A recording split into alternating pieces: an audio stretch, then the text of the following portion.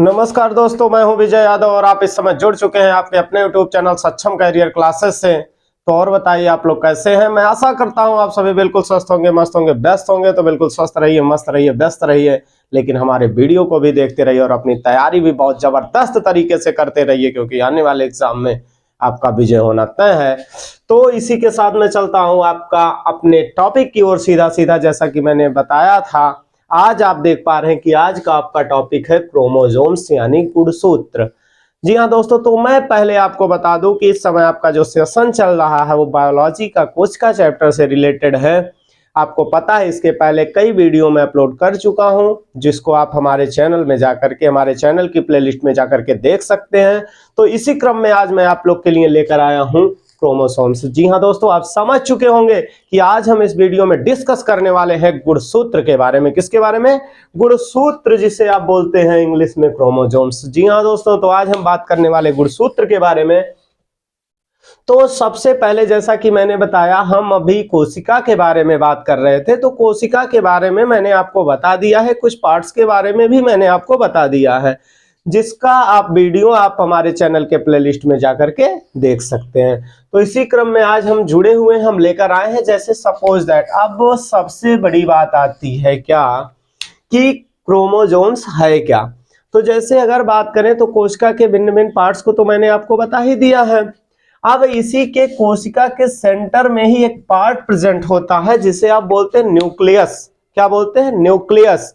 Nucleus को हिंदी में क्या बोलते हैं? केंद्रक। बात समझ में आई? सबसे पहले हम बात कर लेते हैं कि केंद्रक उपस्थित यानी जो आपका क्रोमोसोम्स यानी गुणसूत्र पाया जाता है, वो गुणसूत्र उपस्थित कहाँ होता है। सबसे पहले हमें यह जानने की जरूरत है कि जिसके बारे में आज हम बात करने वाले हैं, क्रोमोसोम्स यानी गुणसूत्र की। तो गुणसूत्र उपस्थित कहाँ होता है? तो गुणसूत्र जो उपस्थित होता है वो कहाँ होता है? केंद्रक में। कहाँ होता है? केंद्रक में। जैसा कि आपको पता है कि पाया जाता है कोशिका में। ध्यान दीजिएगा, कोशिका में पाया जाता है क्या? केंद्रक। कोशिका में क्या पाया जाता है? केंद्रक। या और केंद्रक में पाया जाता है क्या? इस तरह की संरचना होती है जिसे आप बोलते हैं क्या? गुणसूत्र यानी क्रोमोसोम्स। बात समझ में आई ना? यानी अगर आप किसी कोशिका, सपोज दैट कहीं से कोई कोशिका आप निकाल लेते हैं, तो कोशिका में पाया जाता है न्यूक्लियस। केंद्रक। कोशिका में क्या पाया जाता है? न्यूक्लियस पाया जाता है, केंद्रक पाया जाता है। और केंद्रक के भीतर जब आप देखेंगे तो इस तरह का आपको संरचना मिलने वाला है जिसे आप बोलते हैं क्या? क्रोमोसोम्स, गुणसूत्र, जिसके बारे में आज हम बात कर रहे हैं। बात समझ में आई ना?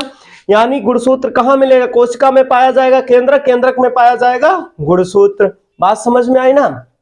अब आप कहेंगे कि ये सब जो है गुणसूत्र जो होता है, इसको अगर चीरेंगे फाड़ेंगे, किसको? ये गुणसूत्रवा जो है, क्रोमोसोम्सवा, अगर इसको आप चीरेंगे फाड़ेंगे तो इसमें क्या मिलेगा? डीएनए मिलेगा। क्या मिलेगा? डीएनए मिलेगा। और क्या मिलेगा? आरएनए मिलेगा। और क्या मिलेगा? जीन मिलेगा। बात समझ में आई ना?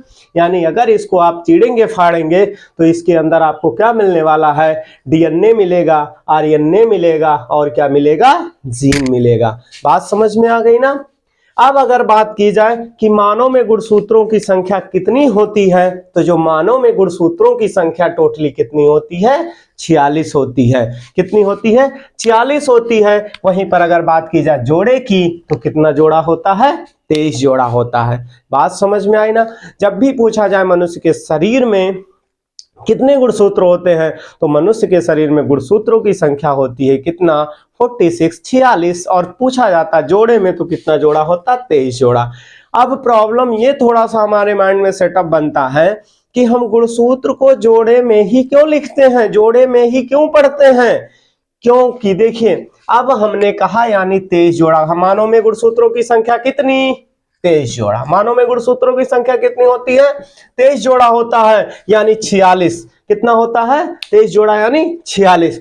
अब देखिए, मनुष्य का जो भी होता है, most of the part of the human being क्या होता है, यानी ज्यादातर मनुष्य के शरीर का भाग होता है जोड़े में। 2 हाथ, 2 पैर, 2 कान, 2 आंख, समझ में आया ना, 2 किडनी, 2 लंग्स, यानी अधिकतर जो होते हैं वो मनुष्य के शरीर में जो अंग होते हैं वो क्या होते हैं, जोड़े में होते हैं। और आपको पता है कि आपके पूरे शरीर को बनाने का काम करेगा कौन, क्रोमोसोम्स। आपके पूरे शरीर को बनाने का काम कौन करता है, क्रोमोसोम्स करता, समझ में आया ना।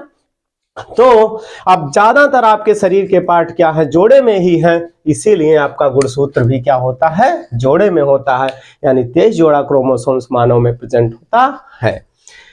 अब हम बात कर रहे हैं मेल में, तो मेल में जो गुणसूत्र होते हैं 44 + 2 यानी 44 + 2 एक्स और वाई, यानी और अगर फीमेल की बात करें तो 44 + 2 यानी 44 + 2 यानी एक्स। बात समझ में आई ना।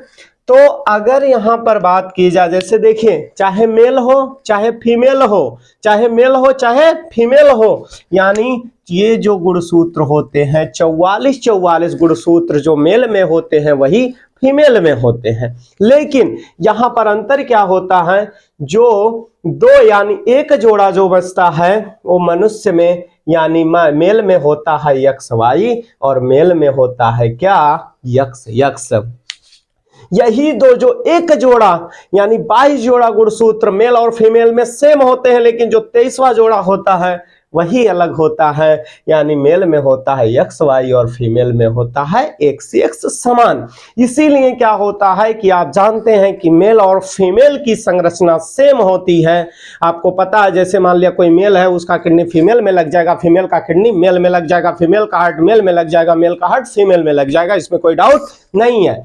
अब यही जो लास्ट वाला बच रहा है एक जोड़ा, यही क्या करता है, यही भिन्नता प्रदान करता है। और वो भिन्नता कहां दर्शाता है, मनुष्य के जननांगों में, यानी यही जो लास्ट वाले जोड़ा होते हैं मनुष्य के जननांगों में भिन्नता प्रदर्शित करते हैं। तो यहां पर बात हुई मेल और फीमेल में, जैसा कि मैंने बताया 44 की संख्या में यानी 22 जोड़े सेम होते हैं, और जो 23वां जोड़ा होता है वही क्या होता है, भिन्न होता है। तो एक बार फिर मैं बता दे रहा हूं, गुणसूत्र यानी बात कर रहे हैं गुणसूत्र की, तो ये कहां उपस्थित होता है, कोशिका के केंद्रक में उपस्थित होता है। और गुणसूत्र में क्या होता है, डीएनए आरएनए और जीन्स होते हैं। और मानव में कुल गुणसूत्रों की संख्या होती है 46, और मेल में 44 + 2 एक्स और वाई, और फीमेल में 44 + 2 यानी एक्स होता है। तो मैं आशा करता हूं आप सबको ये अच्छी तरह से समझ में आ गया होगा। अगर वीडियो अच्छी लगी होगी तो लाइक करना मत भूलिएगा। अगर हमारे चैनल पर नए हैं आप तो चैनल को सब्सक्राइब जरूर कर लीजिए और बेल आइकन प्रेस जरूर कर दीजिएगा। So very thanks for watching, thank you very much. अब हम मिलते हैं आपसे नेक्स्ट वीडियो।